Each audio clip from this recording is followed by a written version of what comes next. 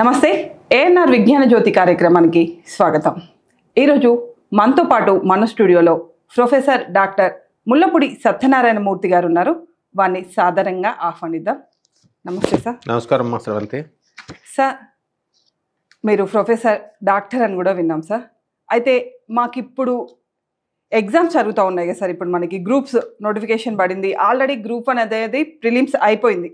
ఇప్పుడు మెయిన్స్ మరో 3 నెలల్లో ఉంది. How to prepare sir? ఎలా ప్రిపేర్ అవ్వాలి? గ్రూప్ 1 అంటే జోక్ కాదు, కత్తి మెడ మీద పెట్టుకున్నట్లు ఉంటుంది. అలా అసలు నిద్ర కూడా పోదు పాపం. ఎలా ప్రిపేర్ అయితే మంచిది అంటారు సార్? గ్రూప్ 1 ప్రిపరేషన్ మనం అనుకున్నంత టఫ్ ఎగ్జామ్ ఏం కాదు. జనరల్గా సొసైటీలో ఎలా ఉంటుందంటే, నేను ఐఏఎస్ రాస్తున్నాను లేదా గ్రూప్ 1 రాస్తున్నాను అంటే అది ఎక్కడొస్తుందని డిస్కరేజ్ చేసేటటువంటి జనం ఎక్కువ మంది ఉంటారు. అవును సార్. ఒక ఏఎంఐ ఎగ్జాము, ఒక సిఏ ఎగ్జాము, ఇలాంటి డిఫరెంట్ టఫ్ ఎగ్జామ్స్ని. కానీ దానికి వీళ్ళు ఏం చేయాలంటే దాన్ని ఎదుర్కొని దూసుకు వెళ్ళేటటువంటి స్వభావం ఉండాలి. కాబట్టి అది ఫస్ట్ ఇనిషియేటివ్ ఉండాలి. నెక్స్ట్ సెల్ఫ్ మోటివేషన్ ఉండాలి. నెక్స్ట్ సెకండ్, అసలు కోచింగ్ సెంటర్స్లో చేరినటువంటి వాళ్ళు అసలు ఐఏఎస్ ఆఫీసర్స్గా గ్రూప్ 1 ఆఫీసర్స్గా పనికి రారు. నాది ఇదే క్వశ్చన్ సార్. యాక్చువల్గా మా ఫ్రెండ్స్ కూడా వీటికి కోచింగ్ సెంటర్స్ ఇప్పుడు కాదు సార్, ఒక 7-8 ఇయర్స్ నుంచి ట్రై చేస్తా ఉన్నారు. అఫ్ కోర్స్ ఇంక ఇది ఒక్కసారి అయిపోతే ఇంకా వాళ్ళకి లిమిట్ కూడా అయిపోతుంది, అంటే ఏజ్ లిమిట్ కూడా అయిపోతుంది. అప్పటి నుంచి ట్రై చేస్తున్నారు. రోజులో పిల్లల్ని పెట్టుకొని కూడా 10 గంటలు 12 గంటలు చదువుతున్నారు. కానీ ఎందుకు రావట్లేదు సార్? లక్షలు కడుతున్నారు మళ్ళీ కోచింగ్ ఇన్స్టిట్యూట్. కోచింగ్ సెంటర్స్కి వెళ్ళినటువంటి వాళ్ళు అసలు ఐఏఎస్లుగా పనికిరారు, వాళ్ళు గ్రూప్ 1 ఆఫీసర్స్గా పనికిరారు. కారణం ఏంటంటే, ఐఏఎస్ గ్రూప్ 1 ఎగ్జామినేషన్స్ అనేటటువంటివి అడ్మినిస్ట్రేటివ్ పోస్టులు. అవి మనం చెబితే అవతల వాళ్ళు వినాలా. మనము అవతల వాళ్ళ టీం వర్క్తో అలాగని చెప్పి నియంతృత్వము, మొనార్కిజము అలా ఉండకూడదు. మనం టీం వర్క్ అందరితో కలిసి పని చేయాలా, చక్కగా ఎవరిని ఎప్పుడు అప్రిషియేట్ చేయాలా, అప్లాస్ చేయాలా, అలా చేసుకుంటూ అడ్మైర్ చేయాలా, అలా చేసుకుంటూ వెళ్ళాలి. కాబట్టి కోచింగ్ సెంటర్స్లో ఏమిస్తారంటే స్పూన్ ఫీడింగ్ ఇస్తారు. అంటే మనము డిఫరెంట్ బుక్స్ని మనమే ఎక్స్ప్లోర్ చేసుకోవాలి.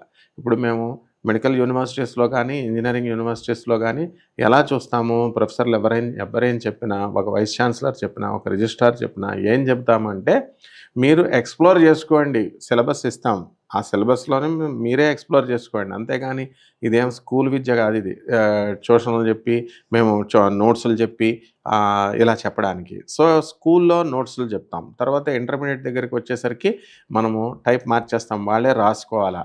అలాగా నేను రైల్వే మిక్స్డ్ హై స్కూల్ రాజమండ్రిలో చదివాను. కాబట్టి ఇంగ్లీష్ మీడియం స్కూలు మాకు అది గవర్నమెంట్ స్కూల్. కాబట్టి కొన్ని గవర్నమెంట్ స్కూల్స్ ఉంటాయి, కేంద్ర విద్యాలయాస్, గవర్నమెంట్ జిల్లా పరిషత్ స్కూల్, ఇలాంటివన్నీ కూడా. ఇలాంటి ఇన్స్టిట్యూషన్స్లో ఎలా ఉంటాయంటే, గవర్నమెంట్ కాలేజెస్లో, గవర్నమెంట్ స్కూల్స్లో మనకు మనమే చదువుకోవాలా, మనకు మనమే నోట్స్ రాసుకోవాలా, మనకు మనమే ఎక్స్ప్లోర్ చేసుకోవాలా. అంతేగాని టీచర్ చెప్పినప్పుడే నోట్స్ రాస్తాం కుదరదు.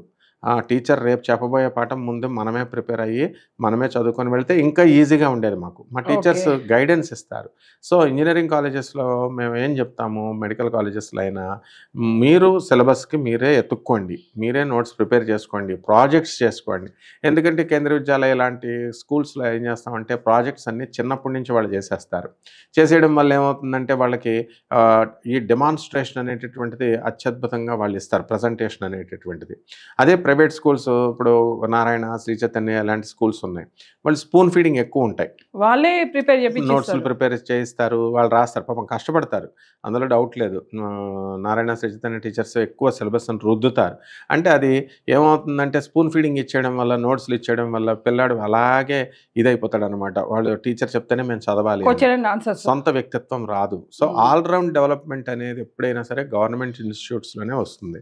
అదేవిధంగా ఒక గ్రూప్ 1 ఎగ్జామ్ ఇలాంటి వాటికి వెళ్ళే విద్యార్థులు వాళ్ళ పుస్తకాలు వాళ్ళే కొనుక్కోవాలా, వాళ్ళే చదువుకోవాలా, లైబ్రరీలకు వెళ్ళాలా, ప్లానింగ్లు చేసుకోవాలా. అంతే తప్ప కోచింగ్ సెంటర్స్లో వాళ్ళు చెప్పేది ఏముంటుందో అదే సిలబస్, ఇదే మేము కాలేజీలో చెప్పేది పాఠాలు వాళ్ళు వినరు. అక్కడ 60,000 ₹1,00,000 కట్టి అదే పాఠాలు డబ్బులు కట్టారు కాబట్టి నోరు మూసుకొని స్టూడెంట్స్ వింటారు.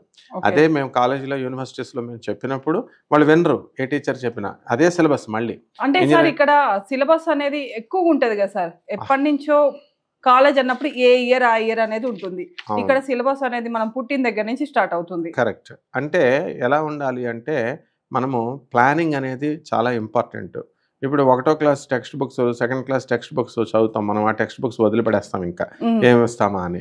ఇప్పుడు అనేకమైనటువంటి కరెంట్ అఫైర్స్ మీద ఫోకస్ ఉండాలి. అందుకని ఒక ప్లానింగ్ ఉండాలి.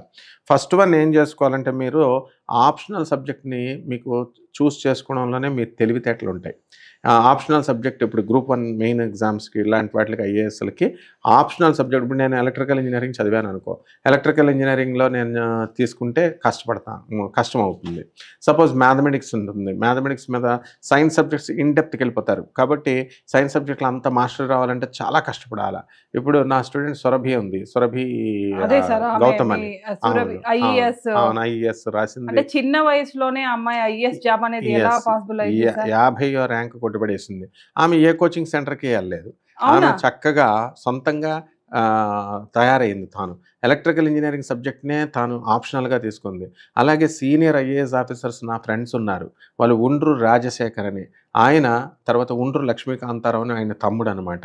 ఆయన మ్యాథమెటిక్స్‌ని ఆప్షనల్‌గా తీసుకొని రాసాడు. మ్యాథమెటిక్స్‌లో అసలు పాస్ అవ్వడమే ఇంపాసిబుల్. ఇప్పుడు నాకు మ్యాథ్స్ చాలా పెట్ సబ్జెక్ట్. అయినా సరే మ్యాథ్స్‌లో డెప్త్‌కెళ్ళలేము. ఫిజిక్స్‌లో డెప్త్‌కెళ్ళలేము. ఎందుకంటే చదవాలా, ఎక్కువ కృషి చేయాలా. అదే ఏ ఆంథ్రోపాలజీ, ఏ సోషియాలజీ ఇలాంటి పబ్లిక్ అడ్మినిస్ట్రేషన్ ఇలాంటివి మనం తీసుకున్నప్పుడు డెఫినెట్‌గా వస్తుంది.